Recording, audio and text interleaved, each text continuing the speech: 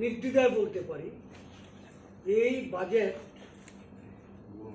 দেশের সামনে যে এখন জ্বলন্ত যে কতগুলো চ্যালেঞ্জ আছে সেই চ্যালেঞ্জ বিশেষ করে তীব্র বেকারত্ব, দ্রব্যমূল্য বৃদ্ধির যে প্রাবল্য, সীমাহীন দারিদ্রতা, অপুষ্টিজনিত রোগে শিশু মায়েদের বোনেদের যে ভোগার যে ব্যাপারটা রয়েছে, এই সমস্ত জ্বলন্ত যে চ্যালেঞ্জগুলো, এই চ্যালেঞ্জ মোকাবিলা করতে এই বাজেট ব্যর্থ হবে এবং এই বাজেট সারা দেশের আমজনতার সর্বনাশ সাধিত করবে।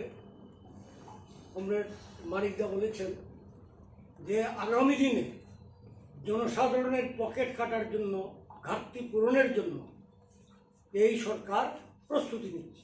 এটা আমরা কিছুদিনের মধ্যে আমরা দেখতে পাব। এর রাজ্যে 24-25 অর্থ বছরের আর 1.5 মাস বাকি আছে। আমরা দেখছি যে এডিসি এলাকায় গতকালকে তথ্য বেরিয়েছে বিভিন্ন প্রচার মাধ্যমে, 1/3 অর্থ বরাদ্দ যেটা হয়েছিল বাজেটে তা এখনো অব্যাহত রয়েছে, আর 1.5 মাস বাকি অর্থ বছর। আর সারা রাজ্যের ক্ষেত্রে, বিশেষত গ্রামীণ ক্ষেত্রে, সেটা 1/4 অর্থ এখন অব্যাহত রয়েছে।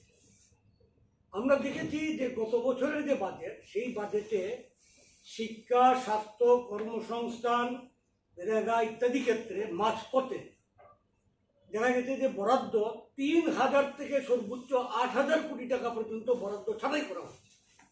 এবারে বাজেট দেখো আমরা নির্ধারিত অবধারিত যে এই বাজেটও ছাঁটাই হবে আগামী দিনে, বছরের মধ্যবর্তী সময়।